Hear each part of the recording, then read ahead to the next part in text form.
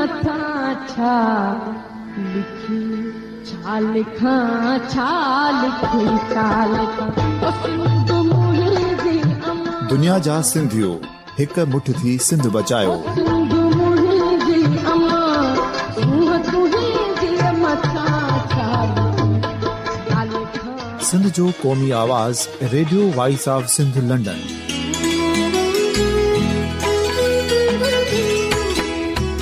Radio voice of Sindh London पंहिंजी नशरियात में सिंध जी सियासत, समाज, इक़्तिसादियात, तारीख़, क़ौमी उमंगुनि ऐं अख़लाक़ियात मुतलिक़ सिंध जी हक़ीक़ी तर्जुमानी कंदे प्रोग्रामनि खे असराइतो बणाइण लाइ सिंध जे घण घुरनि ऐं धरतीअ सां प्यार कंदड़ अदीबनि, दानिशवरनि, सहाफ़ियुनि, उस्तादनि, वकीलनि ऐं हर तबिके जे मानवारनि सजणनि खे सिंध में शऊरी इनकलाब लाइ सहकार जो सॾु ॾियूं था। अचो त गॾिजी सूफ़ियुनि ऐं संतनि वारी सिंध जो ओज हिकु मुठ थी वरी वापसि आणण वारे सफ़र जा साथारी बणिजऊं।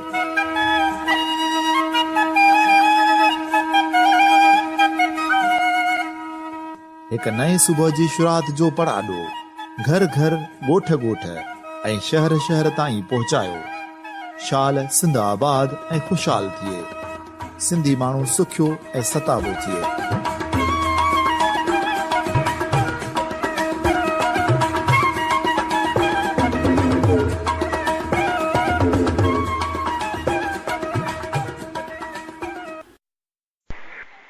साथियो, दोस्तो,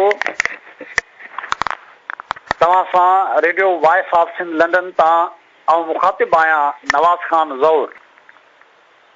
सूर्य बादशाह पीर सबगतुल्लाह शाह राशिदी सिंध जी सियासी ऐं बेराज तारीख़ जो उहो सितारो आहे जंहिंखे ज़िंदगी जे आसमान तां खिड़े मुनी सदी लॻभॻि थी वई आहे, पर उन जी रोशनी ऐं सुवाई अॼु बि सिंध ते कंहिं वियाहु तारे वांगुरु नूर बिखेरे रही आहे। सिंधी में चवंदा आहिनि त मौत मेणो न आहे, इन करे जो मौत बरहक आहे। कुल शइ यर्जे वला असले ई, हर शइ पंहिंजी असलियत ॾांहुं मोटंदी। इना लिल्लाहि व इना इलैहि राजिऊं, असां जंहिं पार खां आया आहियूं उन पार ॾांहुं वञणा आहे। कुल नफ़्स ज़ाइक़तल मौत, हर नफ़्स खे मौत जो ज़ाइक़ो चखणो आहे। मुंहिंजे करे हिन काइनात जे अंदरि धरती जे गोले ते जेको बि साह वारो आहे उहो के नंढड़े जीत खां वठी करे हिन काइनात जी सभ खां आला मखलूक इंसान ताईं जी सूरत में उन खे पंहिंजो मुक़ररु मुदो हिन धरती ते पूरो करे पियो गुज़ारे वञे। सो सूर्य बादशाह बि जेतोणीकि हिकिड़ा माण्हू उहे हूंदा आहिनि जेके माण्हू हिन धरती ते को मौजूदो हूंदा आहिनि, उहे मौजूदे वांगुरु ई थोरी देरि रहंदा आहिनि ऐं हलिया वेंदा आहिनि।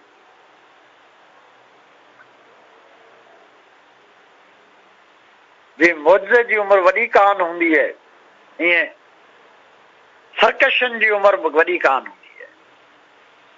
भिटाई चयो, घोड़नि ऐं घोटनि जीअण थोरा ॾींहड़ा, घोड़नि ऐं घोटनि जीअण थोरा ॾींहड़ा, कॾहिं मंझि कोटनि कॾहिं राही रण जा।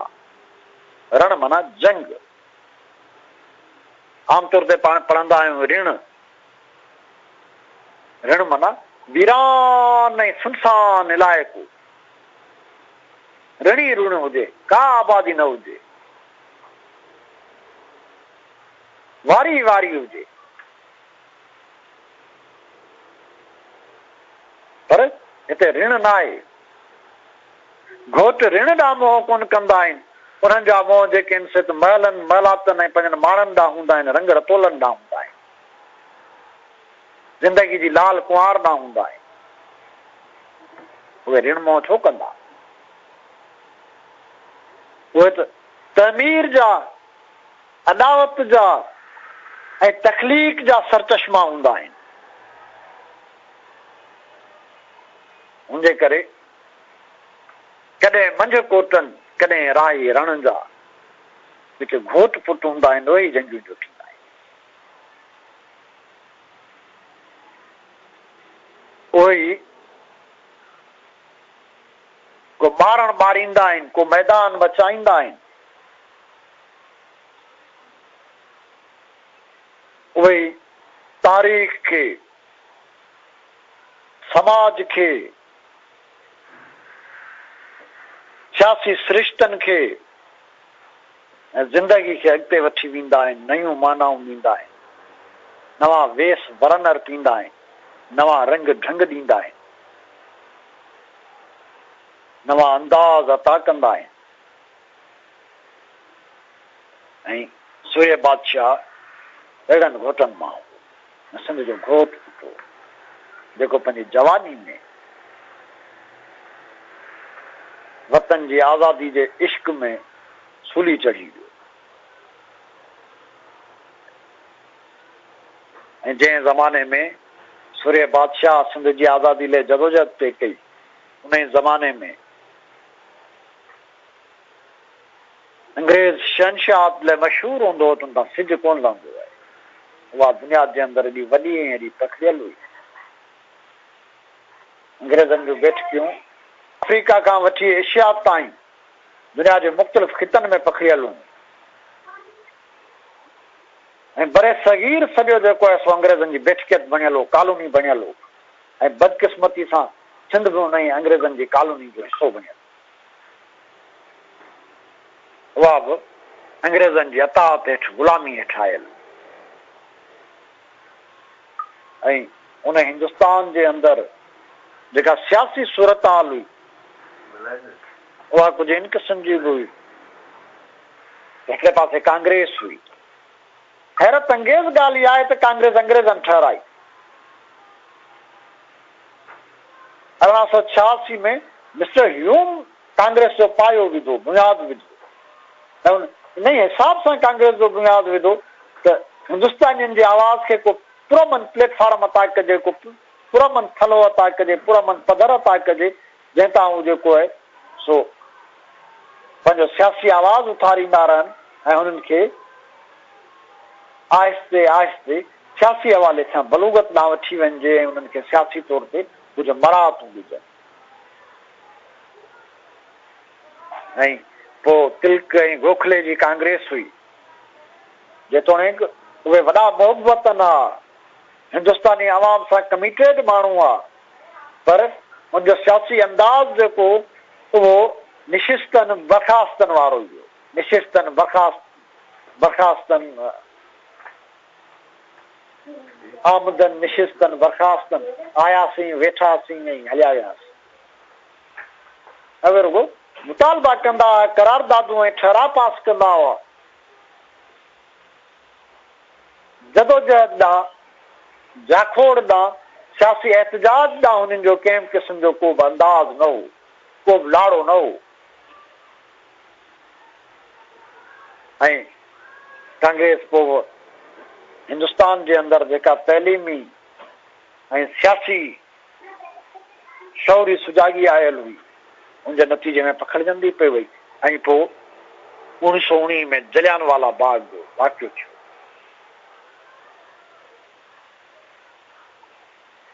ग़ालिबन 19 अप्रैल 1919 आहे। जलियानवाला बाग जे कतलाम जे नतीजे में हिंदुस्तान जे अंदरि जेके ॿिया दूरस असर पिया उहे पंहिंजी जॻह ते, पर वॾे में वॾो असर इहो पियो कांग्रेस जी क़यादत जेका आहे सा तब्दील थी वई। हिकिड़ो वक़्तु हो जो महात्मा गांधी अफ्रीका मां मोटी आयो ऐं कलकत्ते जी कांग्रेस जे इजलास में उनखे हिकिड़े मुबसर तौर ते बि वेहण जी इजाज़त कान्हे, उनखे वेहण न पिए ॾिनो वियो। ऐं 1919 खां पोइ कांग्रेस जे अंदरि इहा तब्दीली आई, उहो माण्हू जेको कांग्रेस जो मुबसर तौर ते इजलास में वेहण जो मजाज कोन हो, उहो कांग्रेस जो अॻुवान थी वियो। गांधी, मोतीलाल नेहरू, जवाहरलाल नेहरू, मौलाना आज़ाद, अली ब्रादरान ऐं हिंदुस्तान जी इन क़िस्म जी मोहबतनि ऐं क़ौम परस्त ऐं अवाम सां हद दर्जे जी मोहबत कंदड़ क़यादत उभरी आई। ऐं पोइ कांग्रेस खे ॼण त उकाब जा पर लॻी विया ऐं हुनजी सियासी उॾार जेका आई उहा पंहिंजे बुलंदियुनि खे छुअण लॻी।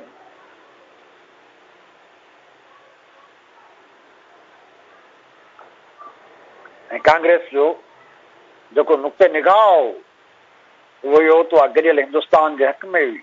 हुन समूरनि हिंदुस्तानियुनि खे हिकिड़ी मुतहदा क़ौम थे सम्झो, हिकिड़ी क़ौम थे सम्झो। कांग्रेस जी नज़र में हिंदुस्तान जा समूरा माण्हू जेके हुआसीं हिकिड़ी क़ौम हुआ। कांग्रेस जी नज़र में हिंदुस्तान घण क़ौमी खितो न हो, मुख़्तलिफ़ क़ौमुनि जो मजमूओ न हो, मुख़्तलिफ़ खितनि जो गॾियल नंढो खंड न हो। मुंहिंजी नज़र में हिंदुस्तान हिकिड़ो मुल्क हो ऐं समूरा हिंदवासी जेके हुआ से हिकिड़ी क़ौम हुआ। उन्हनि जे अंदरि ॿोलियुनि, सकाफ़तनि, मज़हबनि, रीतनि रस्मनि, तारीख़, सियासी, मुआशी ऐं इक़्तिसादी मफ़ादनि जे अलॻि अलॻि हुजण जे बावजूदि, समूरनि इख़्तिलाफ़नि जे बावजूदि कांग्रेस ईअं सम्झंदी हुई त समूरा हिंदुस्तानी जेके आहिनि हिकिड़ी क़ौम आहे। हालांकि तारीख़ में हिंदुस्तानी हिकु क़ौम कॾहिं रहिया ई कोन्हे। हा, ईअं ज़रूरु थियो आहे त तारीख़ जे टिनि दौरनि में हिंदुस्तान जा मुख़्तलिफ़ मुल्क जेके आहिनि से हिकिड़े वफ़ाक़ हेठि या हिकिड़े मर्कज़ हेठि रहिया आहिनि, पर उनजे पुठियां तलवार जो ज़ोर रहियो आहे। महात्मा अशोक जे दौर में, राजा अशोक जे दौर में अशोक आज़म सॼे हिंदुस्तान खे मफ़तूह बणायो। मुग़लनि जे दौर में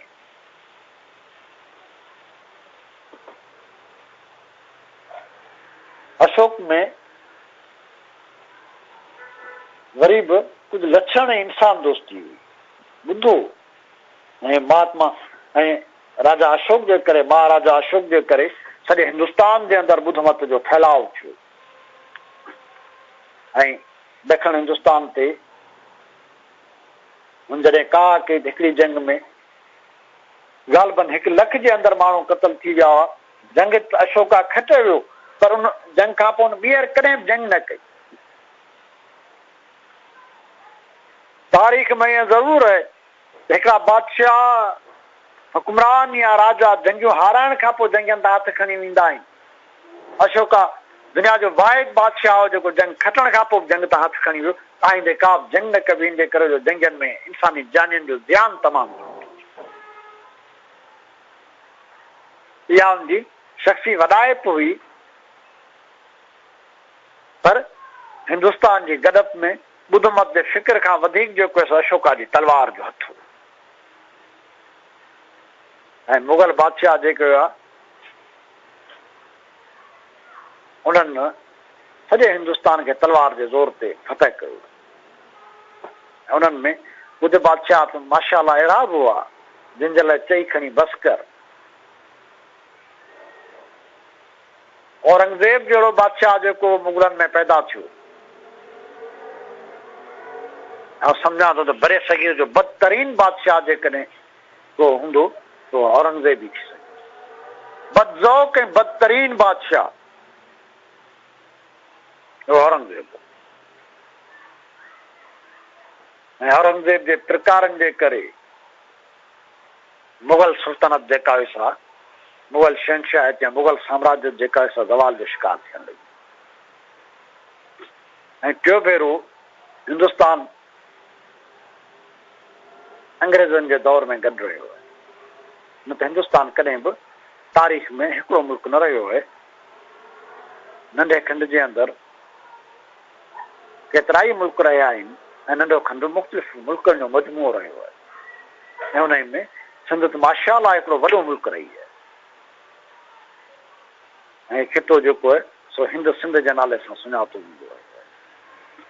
पर कांग्रेस जो जेको मौक़ुफ़ हो उहो वरी बि मुतहदा क़ौम वारो,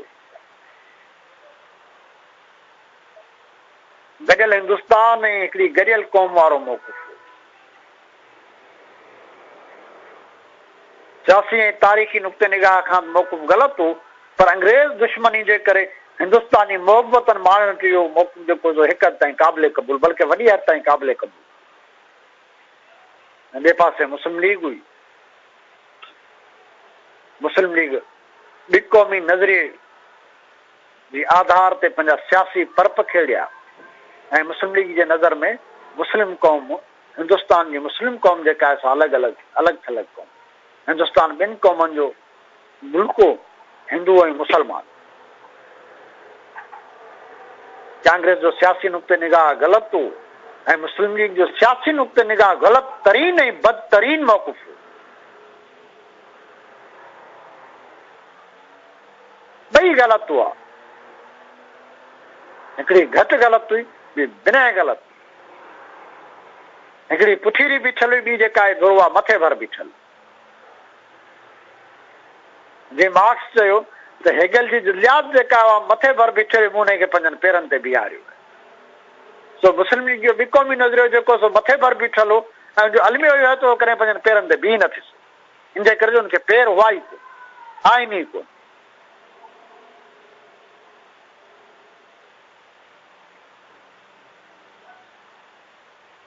ऐं हिन सॼे सारे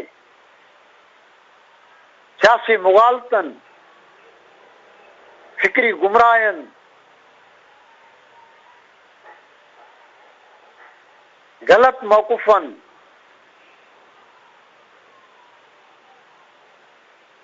ऐं ग़लति नज़रियनि, ग़लति बुनियादनि जे विच में के दुरुस्त आवाज़ हुआ, पर उहे थोरा आवाज़ हुआ।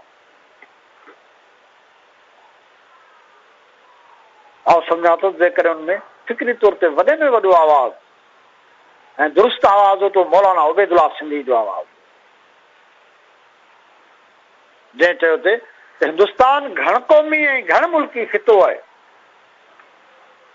उन में मुख़्तलिफ़ क़ौमूं थियूं रहनि, मुख़्तलिफ़ मुल्क आहिनि जिन खे अंग्रेज़नि फतह करे हिकिड़े मर्कज़ हेठि गॾु करे छॾियो आहे।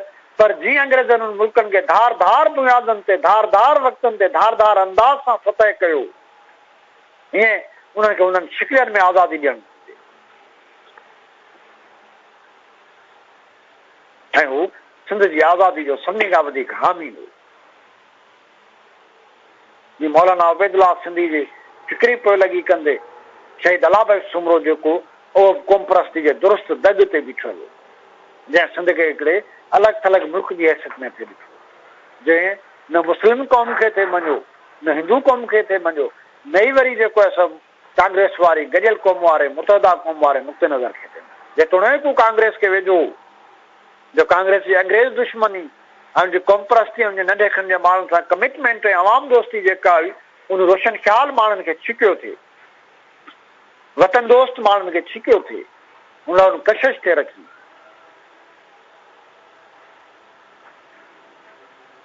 पर मुंहिंजो नुक़्ते नज़र पंहिंजो ऐं सम्झां थो त हिंदुस्तान जी जेका पुरमन सियासी धारा हुई उन में जेको इहो टियों नुक़्ते नज़र हो, जेको इहो टियों नुक़्ते निगाह हो, दुरुस्त नुक़्ते निगाह हो।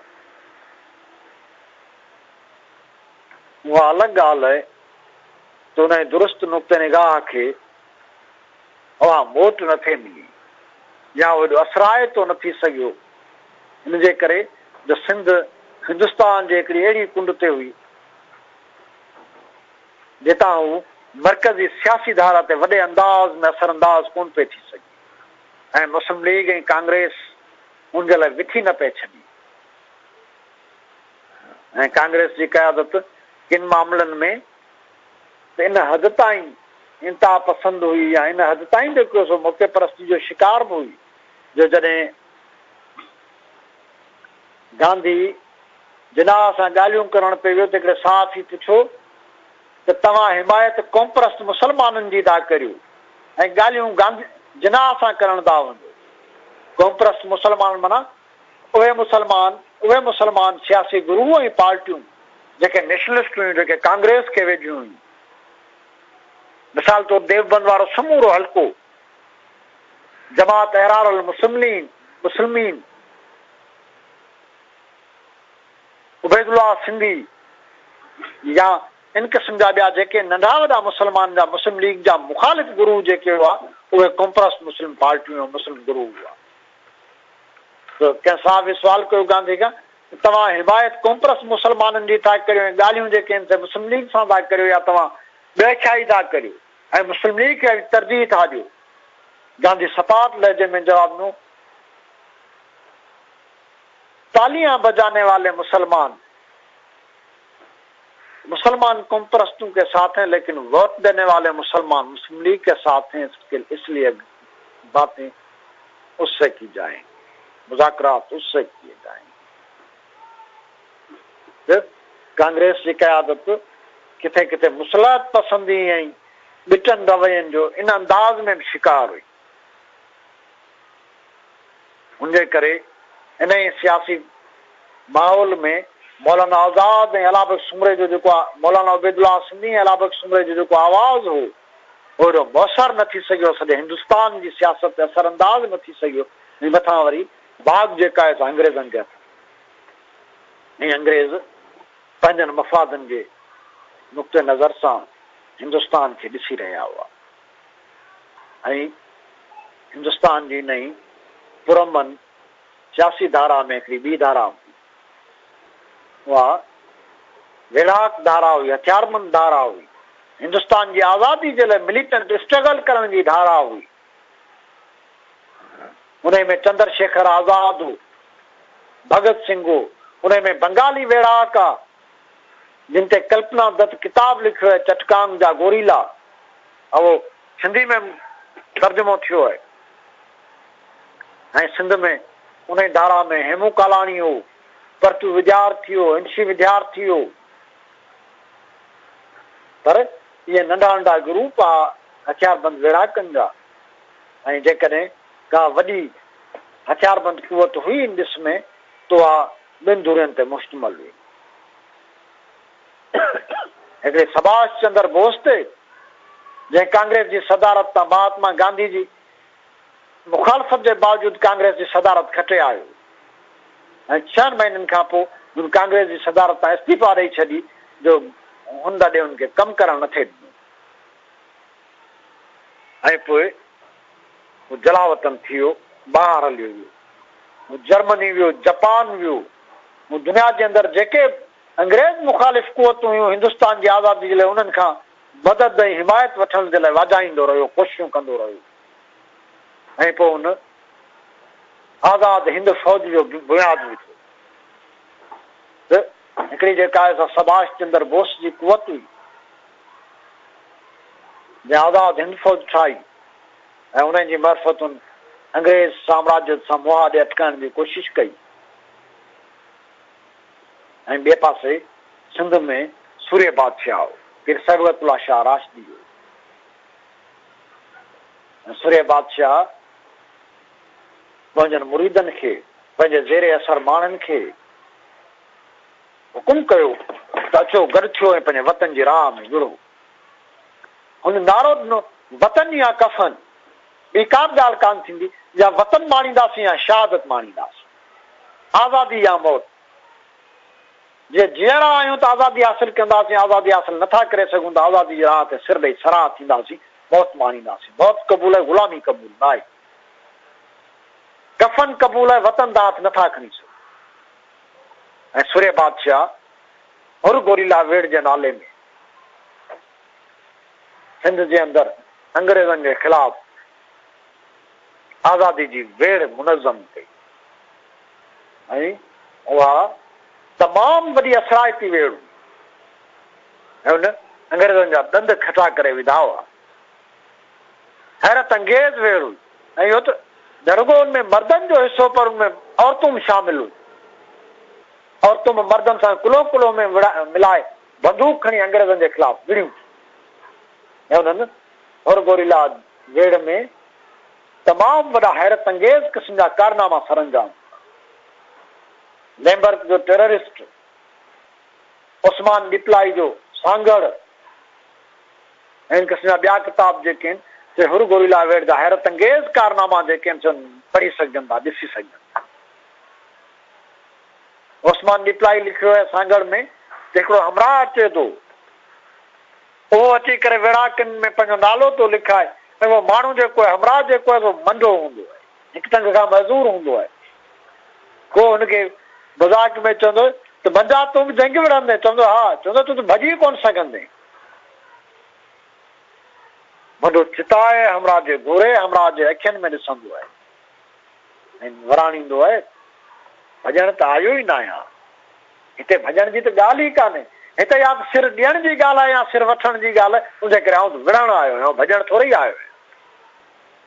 ऐं हुर तहरीक सिंध जी विराट तारीख़ जी अरगून मुगल ऐं तुर्खान दौर खां पोइ जेकॾहिं का वॾे में वॾी विराट तहरीक आहे सिंध में उहा होरगोरिला वेड़ ऐं अंग्रेज़नि खे बरे सगीर मां